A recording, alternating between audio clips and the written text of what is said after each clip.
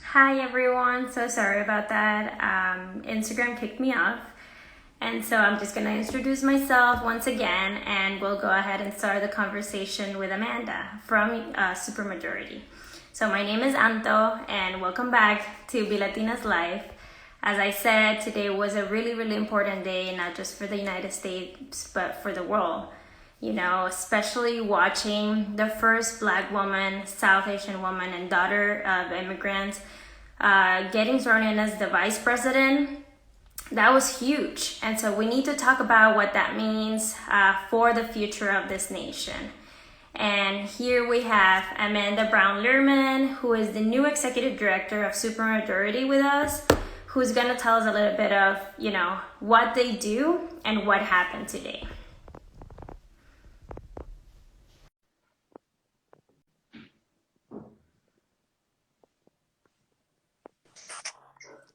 Hey, how are you?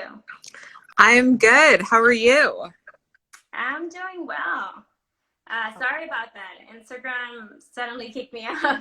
No, you're good. I was worried that it was my own Instagram delinquency. So all good. No. It's such a good day and I'm excited to be talking to you. It is, it really is. So let's jump right in. For those who don't know you, who are you and what do you do with Supermajority? I'm Amanda Brown Lierman and I am the new executive director at Supermajority. I just jumped into this role actually following Cecile Richards, who served in this role from our founding, but am excited to sort of usher in a new era, write the next chapter for Supermajority, building on the dream and vision of the badass cohort of women organizers that helped found this organization back in 2019. Yeah, of course. And let us know a little bit more about Supermajority. What is it So about? What do you all do? Um, we are a women's equality organization that was founded to do the hard work of just organizing women across this country. We are building a movement and a community of women that is intergenerational and also multiracial, trying to create the sort of will, if you will, but also the power behind to just dream of a different world and then fight for it, a world that works for women. But we have to do the hard work of organizing to bring more people along with us in the journey to actually reimagine and rebuild the America that we want, one that does work for women. Yeah, for sure. And on the same note, you'll just release an incredible energy-filled video celebrating the historic inauguration of Kamala Harris as VP today. What do you want people to take away from that video? Great promo for the video. If you haven't already seen it, I would highly encourage folks to watch it. It is really special and makes it like pulls at all of your heartstrings, just in terms of what today means for the ancestors that came before us, for the millions of women that have paved the way as visionaries, as marchers, as protesters, as organizers, as fighters, suffragettes, even to make today possible. Also thinking about, sorry, just guess you can. No, good. The 3-year-old found me asking for a lollipop, and I'm like, you can have all the sugar you want today, kid. Go ahead. Go Today's the celebrate. day. Today is the day. Today might be your only day for that, but Yeah. today is the day. But yeah, we wanted to make sure that we gave women a chance to celebrate and commemorate what this moment means to people and means to women. And the last 4 years have been really hard. It has unleashed a level of hatred and misogyny and race, just exposed so much racism in our country. And then obviously the pandemic has also left women, disproportionately women of color, suffering and hurting in such deep ways. That has also led to the fact, created a world in which we couldn't all be together in DC celebrating like we probably would have been if we could. And so wanted to capture not miss out on that, not miss out on the sentiment of that, and still create a way for women to find and feel the joy, the unapologetic joy that this moment does mean and represent to all of us. And it was, like, we're not going to let people steal our joy, anyone or anything steal our joy. And I think this video does a really good job of capturing that and telling the story again that is, this was not just like one election cycle made. This was decades, generations in making, and has such tremendous meaning for all of the little girls, like my 3-year-old who's stuffing her face with sugar right now, in the future. We have to leave the doors open for more people that come. Yeah, that's awesome. And I think it's really special what you say about not being able to be there. And this video maybe puts people a little bit closer to the sentiment and feeling all the feels that they would have if they were there. So that's really, really cool. It's also really nice. I was personally reflecting because I was there at the inauguration in 2008 for Barack Obama, 2009. And it is also, I'll say, really nice to be able to celebrate an inauguration in the warmth of your home and pajamas and surrounded by people that you love, unlike what it was for me that year, where I was like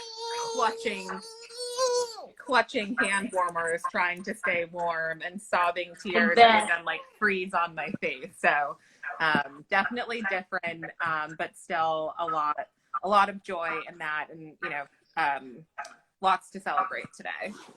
Yeah, for sure. You can definitely tell that that's the case for people who are present in there. The huge coats. I mean, you don't want to go through that. So that's a great point. Even Michelle Obama, who looks amazing. I was like, how many layers of Under Armour do you have on right now? Yeah, for sure. And so how do you think this video, reflect also the unstoppable power of women?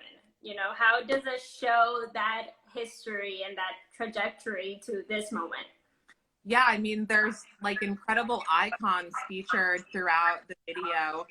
It really does has a beautiful representation of the past and the history that we're all so deeply, grounded in and need to be grateful for in all ways, just like the ancestors did a lot of the work to open doors up for all of us. And so wanted to make sure that we were capturing that.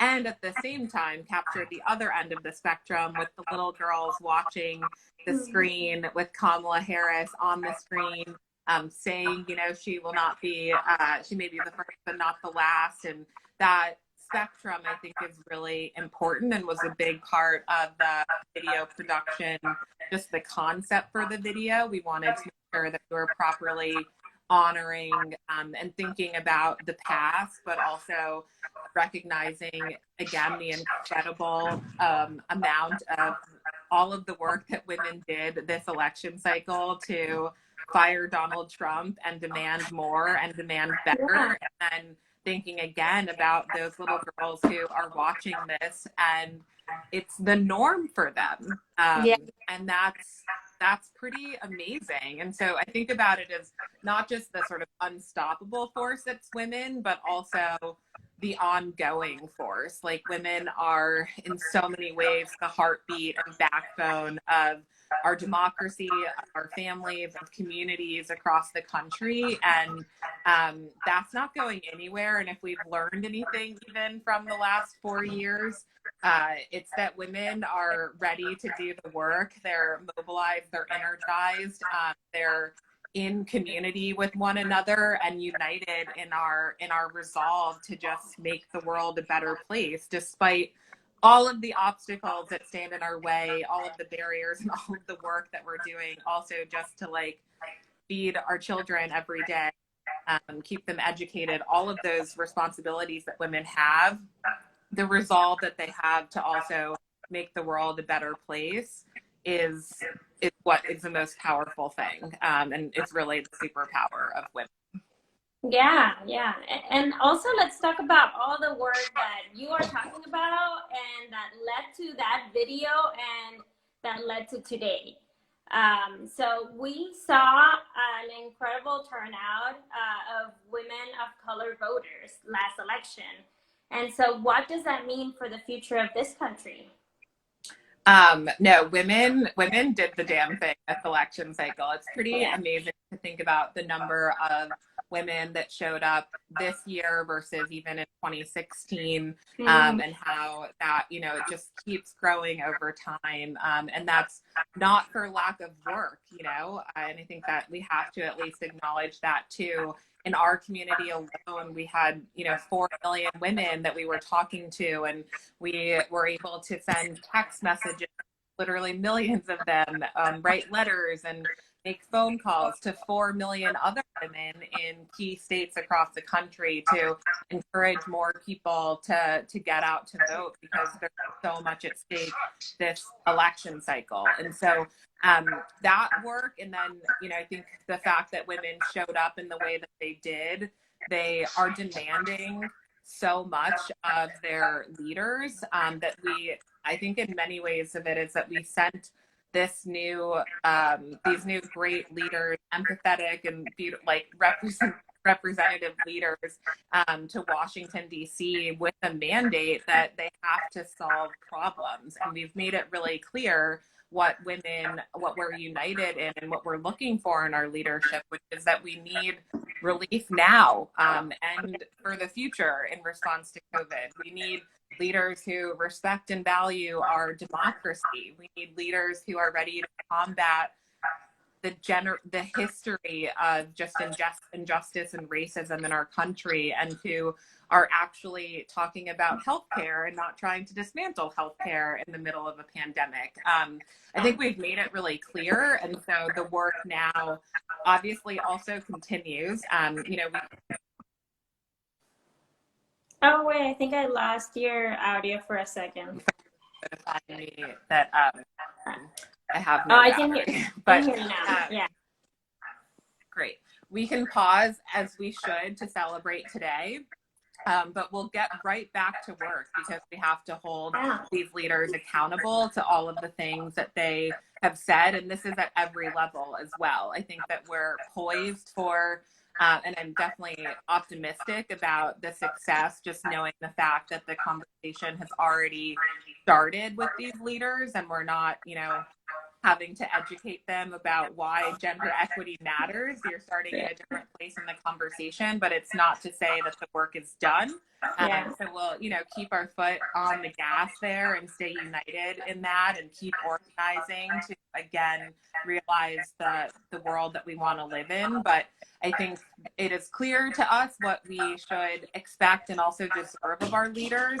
And for right now, I am very hopeful about what change can and should look like, and what it will be for us in the country. Yeah. And so imagine if you and I are hopeful, what does Kamala Harris' inauguration mean to young and little girls, who are watching this? I mean, it's interesting because I was watching today with I have an 18-month-old and a 3-year-old. And so oh, wow. we celebrated with lollipops. virgin mimosas, donuts, and they wore their sparkly new purple Converse today to watch. And if you're watching it in, from their eyes, they see somebody that looks like them. They see somebody and hear somebody that's speaking to them and talking about their future. And I don't know, I think the most incredible thing about that is that it's just going to be the normal thing for them.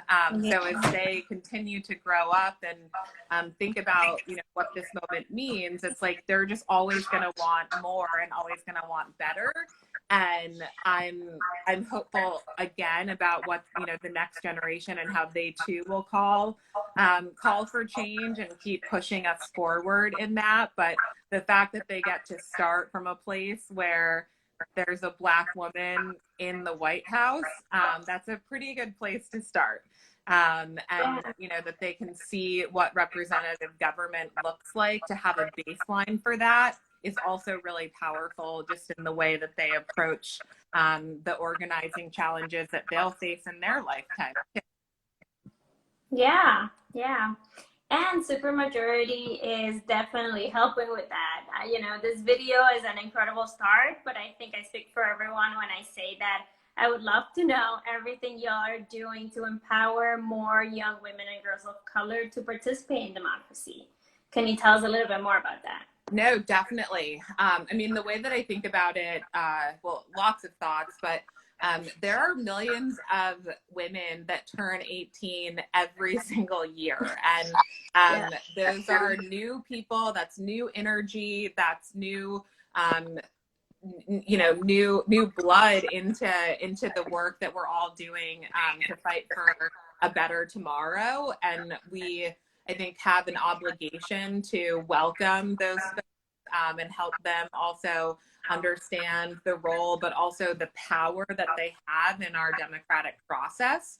And that's, education work, that's outreach, that's, giving people a reason to believe in our democracy as well, which having leaders that also believe in democracy helps with that. But I can't undersell even the importance of trying to bring new people in as they're just coming of age into our political process. And then when I think about even the work with young women, definitely with women of color, we're either our votes are completely taken for granted or they're completely dismissed, which means that candidates and politicians don't talk to us because they don't think that they need to. They don't engage us. They don't talk about the things that we need to hear about from them. And so that, sort of dismissiveness, if you will, of what the traditional process can be is what we're constantly trying to overcome. And I think Supermajority has a role, but also to bring those people in, welcome them into the conversation, and actually change the game for policymakers and for our elected officials that need those votes. But it's not, you can't just ignore people or, ask people to show up on election day and then not actually give them a seat at the table when you're governing. And so I think about the work that we have to do at Supermajority is to make sure that we're thinking about it as people coming in and also people holding our leaders accountable. And I think one thing that gives me such hope about Supermajority is that women are natural organizers. We might not use that as the word to describe the work that we're doing, but it is work that we're doing. And so I'm, really excited about how the trickle down effect of that, the ripple effect of that, of women talking to other women, talking to their neighbors, talking to folks that they're on Zoom with for church Zoom, or that they see at the grocery store, see at, the coffee shop.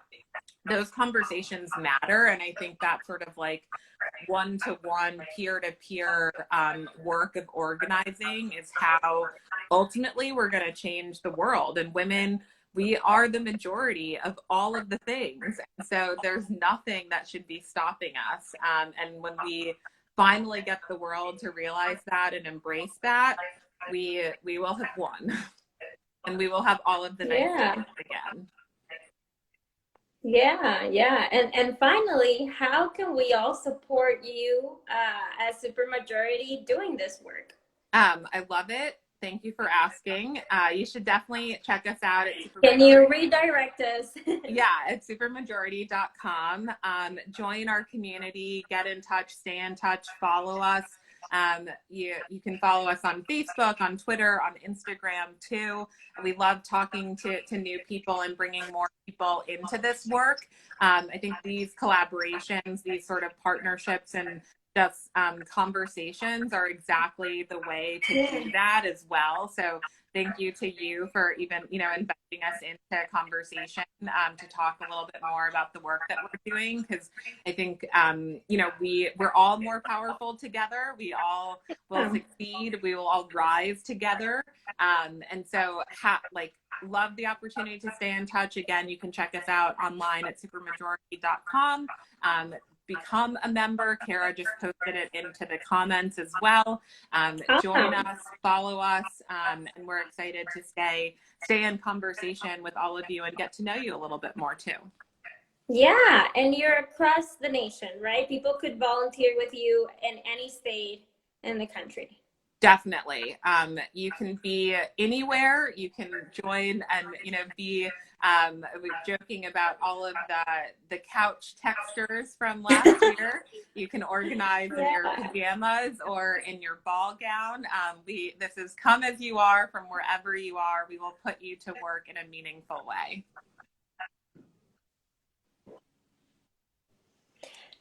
Sorry, I think I lost you for a second. All good. Can you hear me now? Yes, I can hear you now. Okay. No, I was just saying this is like come as you are from wherever you are, and we will put you to work.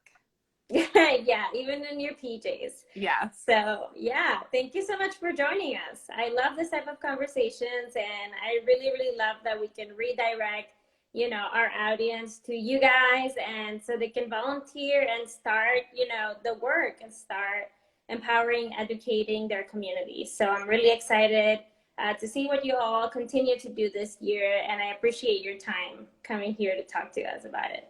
I love it. Always happy to do this. Would love to come back and stay in touch, obviously. And grateful for the opportunity and look forward to getting to know all of you on this IG Live more as we work together to make the world better. So thank you. Yeah, and this IG Live will live on our page, so please send it to friends and family so they can go ahead and follow Supermajority and get to work. So thank you so much, Amanda. Thank you. Such a pleasure. Bye. Bye.